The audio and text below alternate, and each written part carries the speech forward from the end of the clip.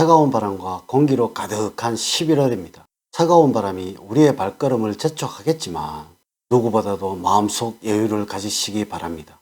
2023년도도 얼마 남지 않았습니다. 연초에 계획을 했고 마음먹었던 여러 일들을 제대로 하셨는지요? 누구보다도 열심히 살아오셨던 여러분들이기에 달성하지 못하였어도 스스로 수고했다고 다독여 주세요. 11월은 올 한 해를 마무리하는 시기이니만큼 하루하루를 더욱 소중하게 만들어 나가야 하겠습니다. 우선 영상을 시청하시기 전에 좋아요, 구독, 알림을 부탁드립니다. 제가 이 영상을 제작하는데 큰 도움이 되는 것은 물론이고 다음번 운세들도 여러분들이 편안하게 받아보실 수가 있을 것입니다. 여러분 반갑습니다. 박운호입니다. 2024년은 용띠의 해입니다. 토끼띠와 용의 관계는 그다지 좋지 않는 관계로서 오행성의 기운 또한 목국토의 관계로 서로 극하는 관계입니다. 그렇기 때문에 올해는 하는 일마다 어려움이 많이 따를 것이고 방해자가 생기거나 나를 흔들어 놓는 사람들이 생기게 되겠습니다. 피곤한 일들과 고민과 갈등이 많아질 수 있고 특별히 감정적으로 힘들어질 수 있는 시점입니다. 정신적인 외로움이나 감정의 기복이 여러모로 나의 마음을 좌지우지하게 될 수도 있습니다. 다른 한편으로 12성자의 원리로 본다면 올해의 청해성은 애군을 암시해주는 성자입니다. 이는 여러 가지 질병이나 사고가 따르는 시기이고 예상치 않는 일로 인해서 일이 중도에 좌절되는 상황이 나타날 일들이 있다는 것을 말해줍니다. 청해성의 영향으로 인해서 특정 시기에는 좋지 않은 질병이나 시비, 동사와 같은 애군들이 낄 수 있는데 그러나 그러한 일들은 한때 들어왔다 다시 나가기 때문에 중간에 괜히 의지가 나약해지지 않는 이상은 애군이 지나간 후 다시 자신이 해야 할 부분을 해나간다면 올해는 큰 무리 없이 보낼 수가 있을 것입니다. 물론 63년에게는 2024년은 여러 가지 많은 포부와 계획을 갖게 되는 한 해가 될 것이고 또한 이와 함께 꾸준한 노력을 함께 해야 할 시기이니만큼 연초에 계획한 것은 연말까지 지속시키는 힘을 길러야 할 것이고 이와 함께 여러분들이 계획했던 것들을 많은 부분 달성할 수 있는 때이므로 노력을 게을리 하지 않는다면 큰 결실을 볼 수 있는 한 해가 될 것입니다. 2024년도의 총훈을 말씀을 드리면 올 한 해에 오는 신중하게 자신이 맡은 바에 책임을 다하고 꾸준하고 일관성 있게 자신이 해야 할 일을 추진하는 시기입니다. 올해는 그동안 해왔던 일에 대하여 큰 변화 없이 일이 순조롭게 되어가는 시기이며 전보다는 한 단계 발전이 나타나는 때입니다. 63년 토끼띠들에게 조언을 드리자면 조심해야 할 것은 강박관념으로 인해서 정신적으로 스트레스를 받고 하는 일에 있어서도 계획한 방향으로 나가지를 못하고 엉뚱한 방향으로 일이 전개될 수 있으므로 긍정적이고 낙천적인 자세를 가지는 것이 필요합니다.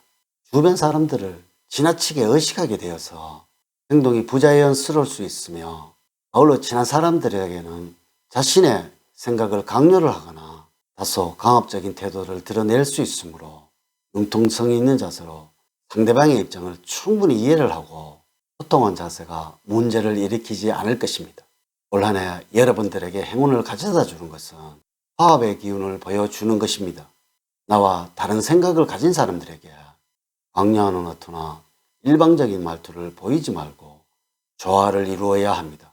대화를 할 때 상대방의 실수에 대해서 지나치게 따지시거나 무시한 경향을 보이지 말고 이해와 배려하는 태도로 상대방을 대할 때 복을 가져옵니다. 올 한 해 피해야 할 사람은 평상시 마음속에 내재되었던 욕망에 불을 지르게 되는 사람을 최대한 경계를 해야 합니다. 자신에 대한 조절과 통제가 되어 있지 않는 상태에서 그들의 말에 솔깃해서 즉흥적인 행동으로 옮길 경우에는 낭패를 당할 수도 있습니다. 첫 번째, 올해의 재물을 보면 돈에 대해서는 관심이 많고 재물에 대해서는 집착도 생기지만 재물을 잡으려 하면 잡으려 할수록 나가는 돈은 많아지고 모여지는 것은 없을 것입니다. 올해는 과감한 투자나 충동적으로 일을 벌리는 것을 삼가해야 하는데 이런 방식으로 돈을 쓰는 것을 통하여 많은 양의 돈이 나갈 수 있으므로 주의를 하셔야 합니다. 따라서 올해를 계기로 인해서 돈 쓰는 규모가 커서 경제관념이 무뎌질 수도 있습니다. 특히 올해는 현금 관리를 잘 하셔야 하는데 가급적이면 들어오는 돈은 부모님과 같이 친밀한 사람들에게 맡겨서 관리를 해두는 것이 좋습니다. 여러분들이 현금을 가지고 있다면 돈을 많이 써버리게 될 것이며 충동적으로 나가는 재물이 많습니다. 그러면 가급적이면 현찰이나 카드를 손에 쥐고 있는 일이 없어야 하며 내 수중에 돈이 잡히지 않도록 한다면 어느 정도 적절하게 재물을 모으는 것이 가능할 것입니다. 두 번째, 건강적으로는 평이하거나 그보다 못하는 수준입니다. 이런 의원에서는 체력 소모로 인하여 각종 질병에 걸리는 우려가 많다고 할 수가 있겠습니다. 따라서 가로로 인하여 각종 질환에 주의를 하시는 것이 좋겠습니다. 그리고 이러한 시기에 무리한 활동은 신체를 상하게 하는 경우가 나타나니 유의를 하셔야 합니다. 충분한 영양 섭취와 적절한 휴식으로 컨디션 관리에 늘 신경을 써야 합니다. 올해 초에 계획을 한번 세워보십시오. 다이어트, 체지방 줄이기, 스포츠 배우기 등에 관한 목표를 세운다면 구체적으로 계획을 세워야 합니다. 중도에 포기할 가능성이 많으므로 시작이 반이라고 올해 초부터 시작을 한다면 꾸준함을 유지시킬 수가 있을 것입니다. 세 번째, 애정적으로는 기혼자는 배우자에게 새로운 감정이 생기고 애정이 더욱 깊어질 수 있습니다. 환경의 변화가 그 요인이 될 수가 있는데 정반대의 상황이 생길 수도 있습니다. 물론 정신적으로는 안정이 되어가는 시기이므로 애정운은 무난하게 흘러가게 될 것입니다. 네 번째, 직업적으로는 자신의 일에 대한 능력이 높아지는 시기이므로 안정감 있게 일을 해 나가는 한 해입니다. 이전에 해왔던 분야에서 꾸준히 일을 해 나가시면서 주변 사람들에게는 신뢰를 얻고 인정을 받는 일이 생겨납니다. 원래는 직장을 다니는 것이 좋고 사업을 하는 경우에는 별다른 성과를 얻지 못하는 시기입니다. 열심히 직장을 다니다 보면 그곳에서 좋은 변화가 생기거나 열매가 따르게 됩니다. 또한 새로운 일을 벌리거나 하는 것은 좋지 않고 욕심을 내다가는 도리어는 좋지 않는 구설수에 휘말릴 수도 있습니다. 다섯 번째, 대인 운에서는 대체적으로 순조로울 것입니다. 원래는 혼자보다는 둘이서 행운을 부리는 시기입니다.